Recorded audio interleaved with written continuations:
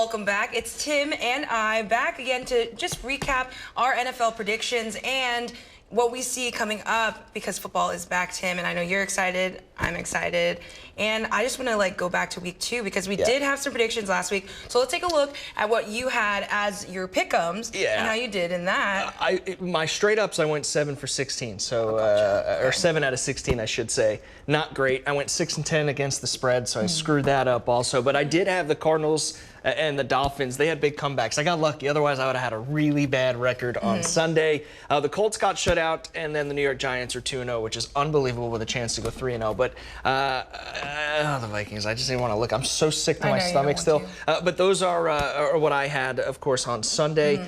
We are getting to a point in the season now where we overreact after week 1. Week 2 is, all right, we'll see what happens. Anything can turn around. But some of these teams that we thought were going to be really good stink. Actually, there's a lot of big surprises for, it's only week 2, and like you said, a lot of surprises came, including those 2 comebacks. But I also want to take a look at my predictions. I did fairly well. I said the Chargers would cover 4. If you got them at 4.5, good for you because they definitely lost by 4. They really should have won that game. I know that was one of your picks to, you had the Chiefs winning. The refs, you're welcome for that. And then also the Steelers didn't cover 2.5, and I took the Pats money line because I just knew that it would happen, especially with that Watt out. The Cowboys' woes was something I was not right about. They actually won, and I'm surprised by that. So the era of Joe Shiesty is just on a sick one. Yeah. And then also Tampa Bay, like I said, Brady, we saw him throwing. We already saw the tantrums by Tom Brady. So, I mean, the last one, just hold on because that might be coming up next. He doesn't look good. I know they're 2-0, they're winning. He does not look like Tom Brady. This is the end of the road. It has to be. First of all, you're about to lose your marriage if you don't go home. Exactly. But he just hasn't looked like, he's 45. He's the oldest quarterback to ever start a game in the NFL. To go back to the Cowboys, this is the second game now under Cooper Rush that they've played better for him than they do Dak Prescott. There's an old saying in the National Hockey League that players play better in front of the backup goalie because they don't rely on him as much. Absolutely. The starting goalie is the stud. They don't have to play as hard defensively in front of him, so they know he's going to take care of it. It's like the Cowboys. Every time Cooper Rush comes in now, they're like, well, he's not Dak, so let's go out and really help him out. Yeah, and we'll definitely talk about that later on, too, because I was super surprised by it, too. I shouldn't be, but that was crazy. That was one of those survivor pools. Everybody had the Bengals. There's no way they're going to beat the Cowboys. Well, they knocked a ton of people out. Let's get to Monday Night Football now. There were 2 games, but of course the one that I was all eyes on were my Minnesota Vikings, the Philadelphia Eagles. If I was a betting and gambling man, I would have won big because I've seen this same song and dance for 25 years. The Vikings cannot win in prime time on the road outside. They've been a dome team for as long as time. Kirk Cousins is about as soft as your infant's you-know-what in the diaper because he's just terrible. He's 2-10 in Monday Night Football, Tommy. I'm tired of it. Absolutely. You did text me as well, and you said death, taxes, and Kirk Cousins choking in primetime, and that is just hilarious because he really had 3 chances, really, if we think about it, in the second half to, really get them back in the red zone, to get them on the board, and all 3 times, interceptions. 3 different times in the end zone. 2 of them were definitely on him. The one on, the first one, Justin Jefferson ran the wrong route. That play is on timing. The quarterback is actually not even looking at his receiver. He's counting and timing steps to get to the spot. Jefferson went behind Slay, ran the wrong route. All right, I'll let you go. I will totally. Jefferson's okay. You're still young in your career. It's okay to make mistakes. Absolutely. Kirk Cousins, on the other hand, those other 2 interceptions are just unacceptable. Yeah. You cannot win. I've got them going 11-6 this year. So. And back in August, I made a list of wins and losses for them. I did have them losing this game in Philadelphia on the road, Monday Night Football. You did. Last week you did say that. So, as a Vikings fan, you did say that. I'm not freaking out just yet. We'll see if the young coaching staff, if they come back and do the right thing Sunday against a really good Detroit team, a much improved Detroit Lions team.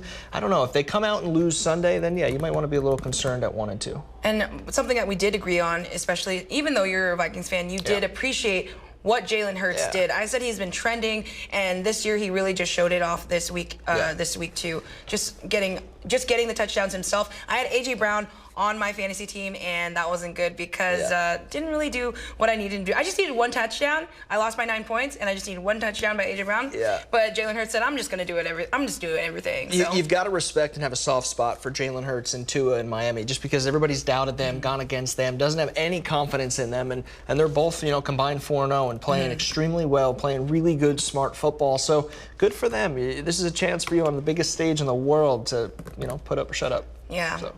And, Thursday Night Football, we had two of the big AFC West teams that we really thought it was going to come down to them. Actually, I totally forgot. We also had, it was a doubleheader on Monday Night Football. How can I forget? Because it was the duo of Stephon Diggs and Josh Allen just taking over the show. It was incredible because, I'm sorry, but the Bills just looked unstoppable. Yeah. Derrick Henry just wasn't doing what I needed him to do. That touchdown was going to be the highlight of his night early on because there was nothing else from Derrick Henry. He was too busy trying to protect his quarterback because the offensive line was not doing anything, and they just really couldn't catch up because Stephon and Josh Allen just really took it over. They're the most complete team. They are. It's so hard to go undefeated. Only one team has ever done it. I mean, the Patriots did regular season-wise, but lost in the Super Bowl. The Dolphins were the only team to do it back in the 70s. But the Bills might test that. I don't know, looking at their schedule, if they're going to lose. Guys get rested weeks 16, 17, so maybe you put your backup in, especially with Case Keenum as their backup. But I don't know, man. They're that good. They might not lose a game.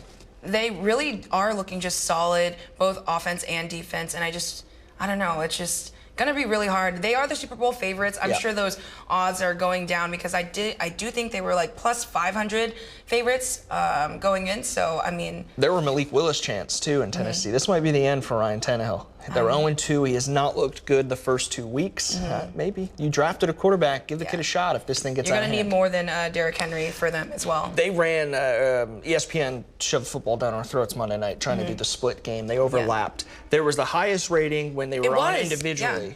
But when they overlapped, everybody went to Minnesota, Philly. Then the Tennessee-Buffalo game was the lowest rated Monday Night Football game of all time. So I'd imagine they're going to stop doing that. Yeah, they should stop doing that. Even though we all knew how it was going to end in a blowout by the Bills, but still, I mean, just get the most for it. On Sundays, we don't seem to have a problem when there's multiple games going on at once, right? Because if your team is on, you're going to watch them. Absolutely. Monday night, though, it's Thursday night and Sunday night, Monday night. Those are those like primetime games that you get to yourself. You don't, whether it's your team or not. Like I don't like the fact that there were more than one game going on. It bothered me. Absolutely. And now we can talk about my Chargers. Yeah, let's go. And our Chiefs, because it was just a really tough game for them. Because I mean, I just could not. Is there no B-roll for the Chargers? Is there no B-roll for the Chargers? You're lying. Okay, well, you know what? We can just talk about it then without B-roll. Yeah. Just put us on cam. Okay, just put us on cam. So I just want to talk about the Thursday night football game. Okay, sorry. Okay, 3, 2, 1. But also, Tim, I want to talk about Thursday night football. We both were talking about how the Chiefs and the Chargers game was going to be the game of the AFC West. The only team in the AFC West right now that are undefeated are unfortunately the Chiefs. And I really think that the Chargers should have won that game, but the refs really reversed at least 2 calls that could have, been interceptions for Chargers players, and the momentum that they had in the first half just really started going down. And then whenever their tight end couldn't make the catch, he was just gassed because he was utilizing him so much, and he was just gassed at the goal line when they threw the pick 6. So that really just threw everything off balance, and I think they should have won that game. I think the NFL's gonna run into a problem that Major League Baseball is in right now. The umpires, like the refs in football, they're making it too much about themselves. They get too involved in the game. I don't know if it's broadcasting because they want to see themselves on TV. There's certain calls that the sport itself, and this has been happening over the last several years, it's just become soft. You can't touch the quarterback. The quarterback's wearing the same jersey. They get that extra step or yard or so when you pull up and don't make contact. It's not right. So the refs do get too involved. I did have the Chiefs winning this game, although I think the Chargers are going to win this division. I had mentioned they're all going to win their home games. The Raiders, they can't get out of their own way right now. We can talk about them here coming up in a minute. But I do believe, even with Herbert, I'd take Herbert with busted ribs over about 25 of the 30 quarterbacks and 32 quarterbacks in the league. Absolutely, Really. because he was just like grabbing at his side, and everyone just kind of like their heart stopped, because I mean that's my MVP on the ground. I may never emotionally recover from that if it were to happen. And the league's better with him in it. There's certain guys that have to play in order for the league to succeed. Justin Herbert's one of them. And I think it's so funny because while we were talking about Jalen Hurts, the top 3 players right now for MVP are, I want to say, Josh Allen, Mahomes, and now Jalen Hurts. So that loss on Thursday, I mean, you can't underestimate Jay Herbo, especially after he hurt his ribs. He still threw that touchdown to Ryan Palmer as well. So making they're that going to last be drive, just fine. I think so. They're too. going to win Hopefully again. They'll win this week, even if Herbert has a couple busted ribs. I saw something. I read it online that we've become so accustomed to college football, where if you lose one game, the season's over. It's done. You've got no shot. And then you realize, like, that's not how it works in the NFL, right? You 4, 5, 6 losses even. You'll get into the playoffs. You can make a run. So like, I had to walk myself off the ledge Monday night, like you did on Thursday night after the loss. I'm still on the ledge. I'm still on the ledge, contemplating everything. We'll be all right. You go 2 losses in a row, then maybe we'll figure it out. We'll jump. But now let's take it to one of the comeback games that I wanted to talk to you about, because the Finns, I've never heard this saying because they never win, but go Finns. Yeah. I think that's a thing, because the Dolphins really just came back and beat the Ravens. And I know during the preseason, a lot of people always took Ravens money line, and they fed that. But for some reason, my dad and I were both like, we're not going to touch the Ravens money line. And this is exactly why, because Tua Tagovailoa really utilized all his targets that I talked about in week 1, and including the speed of Cheetah. Let's not forget Tyreek Hill was just running his butt off. And Tua's stats don't lie. He was 36 for 50, 469 yards, 6 touchdowns. That's the most touchdown passes in a game in Dolphins history, which is not that surprising. But I just think it was crazy that everything of this flip just switched. And while we were watching it, we were like, okay, Baltimore is going to win. We should have taken it, whatever. And then slowly, as we're watching it, that gap just got smaller and smaller. And I just don't know what it is, but this man has a cannon. Yeah. Like, Tua is just amazing. The catch by Gesicki and his terrible gritty to follow. I mean, I just think it was incredible to just watch him do that. You see what he said after the game? He goes, it looks so good in the mirror at home when I do it. Yeah, and I think that was funny that he said, I got to work on it. And I was like, yeah, but I mean, who cares? Did you see the jump that he did? It's unbelievable. Yeah, to catch that. I mean, Lamar Jackson's still great. He's a Jersey guy and played in the same conference as this high school that I went to. He's a little younger than I am, but I remember watching him play. He also played volleyball. So the dude was on the net. That He's makes huge. sense. Yeah, he can get Now up. this makes sense. Yeah, it all makes sense. An athlete. He's a big-time athlete. This game, it didn't bother me who won or who lost. It's just 2 high-flying offenses going back and forth. But the fact that Tua got the best of Lamar Jackson, settled down, it's almost like he played better when they were down by 21. Absolutely. He came, and it just, look, I mean, that was one of the concerns going into this season as you watch, whether or not he can keep up with Tyreek Hill, because Tua doesn't have the strongest arm. Yeah. But when you've got a 20-yard lead on the defender, it doesn't matter if you underthrow him. Look, he had all the time in the world to stop, turn around, catch it, and then take off again. They're going to be just fine. And that leads you to the matchup this weekend. We'll get to that, but they're playing the Bills this weekend. So. Oh, interesting. I want to see if the hype behind Tua will continue into week 3. I really do, because I really want him to be great and do that. Not just because I'm Samoan, but because he's really like fought a lot. You know, in the past year, I think a lot of people forget about the last-minute run that the Dolphins had at the end of last season, and still just came up a little short. So. And they've got Mike McDaniel, this new young way of coaching. He worked under Harbaugh.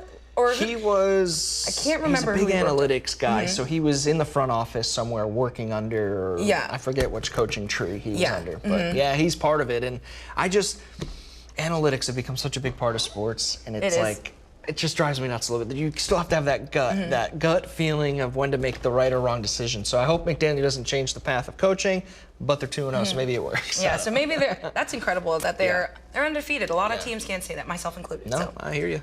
But now let's talk about the other game, the Raiders comeback, because Tim, whenever there's a comeback win against the Raiders, you can inject that into my veins any day. I do not like the Raiders as a Chargers fan growing up, and I mean, Kyler Murray just really came out. I mean, this was an incredible play too when he made that incredible two-point conversion. I mean, he ran all the way back and he's like, you know what? Actually, I'm gonna just look at all the time they had. Incredible. It lasted like 2.5 minutes. It did, and I was just like, "What are you doing?" But it was incredible because he just really lit up this game. I mean, they show the lead before in the first half, and then they show Raiders fans after the game. Right. Totally different scenario, and they really need to protect Kyler because when you can, he's able to get out of the pocket. But when you can protect him, it's really. He started with only 53 yards in the first half, and then ended the game with 277, and just one interception. But who cares?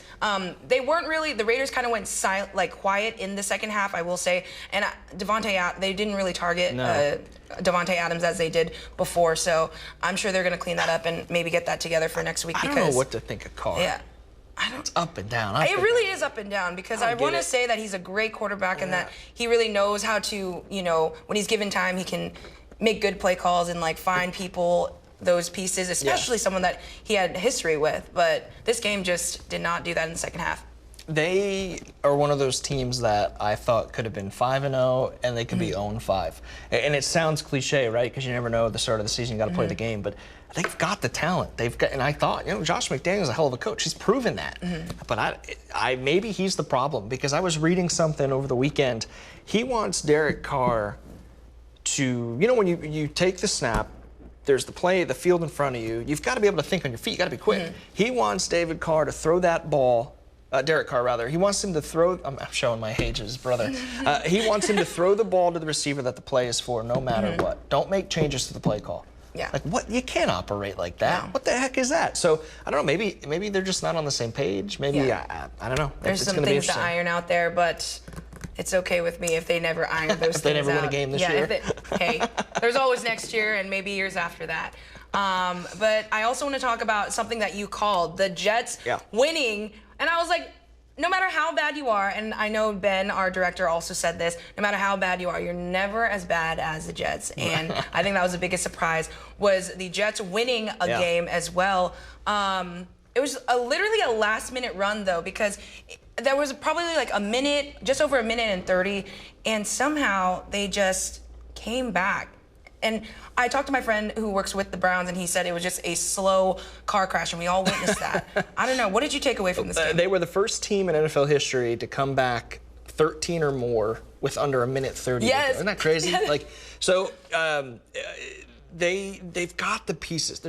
Their defense is supposed to be better than their offense. But what they've shown is with the draft, with Garrett Wilson now at wide receiver, some of my buddies, coming from New Jersey, they are all Jet fans up there, Jets and Giant fans. Condolences. Yeah, no kidding, right? They think this is the best Jets offense they've seen in their lifetime in the last 25, 30 years, even over those teams that went to the AFC Championship with Mark Sanchez, Plexico Burress, Braylon Edwards. And Curtis Martin was their quarterback at one point, Wayne Corbett. So they had good teams, but there's just a different high-flying offense. And Joey Flacco turned the clock back a little bit. Yeah, he did, because I was like, that's interesting. I've never seen that before. So there's a kid back home. We're friends with his brother Joe, and he became a friend of ours. His name Anthony Soma. Yeah. He passed away this weekend. Cancer. 27 or 28 years old, and 5-year battle. Big Jet fan. Had Jet season tickets. Was going to the games until the end, until he physically couldn't go anymore. Yeah. He passed away on Thursday, and this game was Sunday. So they were saying he's already pulling strings up there for his Jets because they came back and had a win like this. And because this is not a game the Jets win. And it's not a game they've won ever, let alone the last 10 years. That's why I was so, wow, out of everything, I would have never called that. I would have never called a Jets win in the first place or them to come back and win that in that big of a margin in such a little time. This week, I mean, you ride the win high, but Cincinnati Bengals come to town now Sunday, so there's no way I would bet my mortgage, Tolly, that the Bengals go 0-3. There's no way. There's just no way the Bengals lose this game against the Jets. That's interesting. You might. I don't. Yeah. Someone might. As bad as Joey Burrow's offensive line is, as bad as they are, they can't lose that game. They can't. You're going to be surprised when you see my full screen at the end of this. Oh, I love it. I love it. But I also wanted to talk about a game that I also had the Seattle Seahawks not losing by 9. I took them +9 because what we saw to Geno Smith, I was like, wow. Yeah. Let me get some more of that. I totally ate my words. I know my dad was like, no, you got to take the Niners at home. Like, come on, Tolly. And I did not listen to him. Trey Lance, a big takeaway from this. So they blow the Seattle Seahawks out. They cover everything. The biggest thing from this is that Trey Lance got injured halfway through and early on. So this man, Jimmy G, I don't know if you heard of him. Son of a gun. Hey, take it easy. But I don't know if you ever heard of him, but Jimmy G came back and really just, I think this is like sad for Trey Lance. Trey Lance, only hit the ground for like a handful of games in the past 3 years because of injuries and whatnot. So it's just a really tough battle. I'm gonna look forward to how the Niners are going to handle this because they also called him a developmental player. Yeah. So I really, they want to work with him, and so I'm going to be interested in how they handle that. But Jimmy G. And I know he's getting paid a lot of money. Our director also told us that he's going to get paid a lot of money too. Per snap, per game now. The whole thing is he built his contract because he signed as a backup. He didn't sign a big deal. Exactly. So there's a lot built into it. But I think, look, there's a reason Jimmy Garoppolo stayed around. I think they value him as a quarterback. Aaron Rodgers sat under Brett Favre, right? Yeah. Look, Tom Brady, he sat under Bledsoe, right, for a brief minute. They know what they're doing in San Francisco, and you saw when Jimmy Garoppolo threw one of the touchdowns, 1 or 2, how the team around him reacted. I personally think they wanted Jimmy G to start from Jump Street. I don't know that they had the same confidence in Trey Lance. I didn't like the hype of the Niners going into the season with Trey Lance. I think now you can get them back, but they're excited now. Like, oh, hold on now. I think Jimmy G is going to take them to the next level. I agree too because I talked to my dad and I were talking to one of his best friends who's a Niner faithful through and through, and he was telling me, man, Trey Lance stinks. I really need Jimmy G out there. And once Jimmy G did get out there, he got a touchdown, and I really just, like you said, the whole dynamic with them just really changed. Is this if Jimmy Garoppolo plays well and they make a little playoff run, is this the end of Trey Lance's tenure in San Francisco? He's going to want to trade. Why switch it up? That's what I'm saying. Like, that's why I don't know would you trade him for someone else, or would you actually develop him even after a season-ending injury like he has? I'd take Jimmy G. Yeah, I would. I'd take Jimmy G as well. I meant on the field. Oh, all right. Yeah. Well, you got me there. So let's keep on talking about switching QBs because Dak is injured, and I didn't see this coming, but Cooper Rush, he had an over and under for having 218.5 total yards, and I laughed in everyone's face. That was like, no, he can totally do it. He definitely did it with ease. Cooper Rush just looking good out there, looking better than Dak in week 1. I'll say that. Yeah, that's the biggest thing. Dak Prescott didn't look good before he got injured. So I mean. That's why, I don't know. Couldn't have got any worse. This also might be good for them. As you can see, like 235 yards, 1 touchdown. And that's all you need because their defense is good enough. That's all you need out of him. Yeah, so they really edged out the Bengals. Joe Burrow, I heard someone say that the Joe Shiesty Linsanity era is over. And it's only week 2, so it's crazy to make these assumptions like that. So when he makes passes like that for touchdowns. So it's like the scene out of Major League when they win the division and then the next year they come back. They're all movie stars. They got promo deals and endorsements, and it's like they didn't practice this offseason. It's like Joey Burrow he's just hanging out doing Hollywood things, and then he came back and didn't practice. He's like, wait, I can't have a cigar in my mouth? Now they're getting exposed, and I think they're going to be okay, though. I don't know. I think I had them winning the division, actually, over Baltimore. I got to stick to my words, but I think they'll be okay. Nice. But let's see what else you think for week 3 coming up. Yeah, I took a couple predictions. I didn't do all of them, but I did go ahead and list a few games. Let's see if there it is. Bills over the Dolphins. I think it's in Miami, so I don't think that'll affect Buffalo at all. I do have the Vikings bouncing back at home over Detroit. Look at this upset. That's crazy. Yeah, I know. I hope for it. Yeah, I know you do, AFC West, but I don't know. It's at home in the Dome. I don't know. I just have a gut feeling. Other than my gut tells me the Colts are going to win a game this weekend, I could be totally wrong. Yeah, they just got shut out, so I mean, you never know. It can't get worse for Matt Ryan. And where the hell's Jonathan Taylor? Is he alive? Is he there? Heck if I know. I take what the heck's his name? The Chargers? Yes, Chargers. I take Herbert with 4 ribs over the Jaguars. Absolutely. And then I do believe the Giants, which is so crazy to me, will go 3-0 and beat the Cowboys at home on Monday Night Football. Nice. Yeah. All Cowboy woes. Justin was the name I was thinking of, Herbert. I almost said Josh. I don't know why. Josh Allen. Very maybe? close. So That's what close. I was thinking. What do I know? 2 possible MVPs right there. All right, Tim, so let's take a look at what I'm thinking because Okay. I don't know if you'll like it. I'm definitely thinking the Chargers cover 6 points, not only beat them, but they're going to beat the Jags bad because the Jags just shut out the Colts. But, I mean, we're going to have to knock them back And to they're earth. home, right? Chargers in LA? I think so as well. Yes, they are. And then the Niners also, I think they're, if you can get this at 1.5, they're definitely going to cover that with ease, especially if Kittle's healthy, George Kittle's healthy, and this line is going to move to 2.5 by Sunday at least. And then I'm also going to take the Jets +5. Wow. Okay. Yeah, you think that'll be a field goal game? Well, because I think it will. Because I think the Bengals lost at MetLife last year.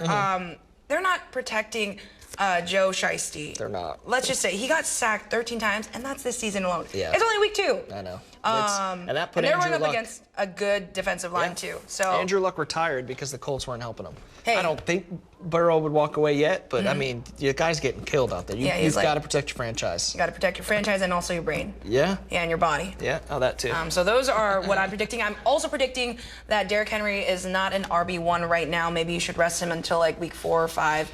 They're just not really doing what they need to do with him. He's blocking more than he's running with the football right now. They're hosting the Raiders this weekend, the Titans. So, yeah. A little bias there. Maybe. Somebody's got to win. Someone's going 0-3 in that game. Hey. Although there's ties now in football, so maybe not. I hated that. I think the Colts tie in week 1 really killed a lot of people's So what is it? bets. 1-5-2 right now is the record in the AFC South.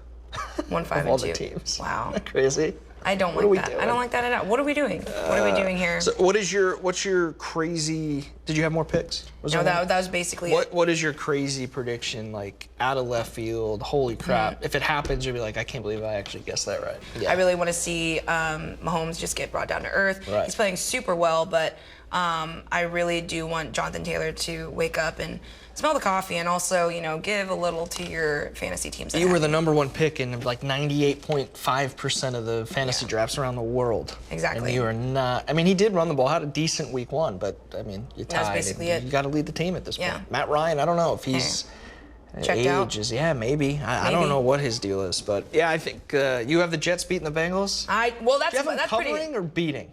+5. So I have them covering, but I still would like to see them beat them. All right. I like that. And then hopefully the Colts shock the world and beat the Chiefs. Tom Brady is getting closer and closer to retiring. I think what it looks like to me, he's just getting fed up. Ben thinks the Giants blow out the Cowboys Monday night. I also think that Aaron Rodgers and the Packers do beat Brady and the Bucs this weekend.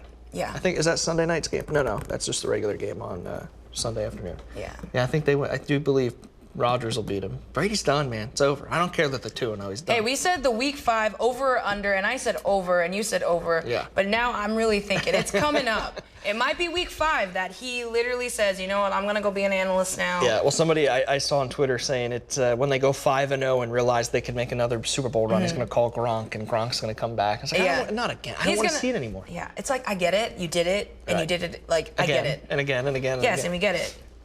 We know you can do it. You've done what you needed to do. I've seen what I needed to see, and I'm done. Go home and be a dad, Tom. He's like, no, please no. That's what Giselle wants, anyway. Yeah, but that's going to do it for us, Tim and I. Yes. Week 3 already, and it's getting more fun. It's flying. Football's back, though, and I'm excited to see what happens. Hopefully we come back in a good mood next week with wins under our belts for your Vikings and my Chargers.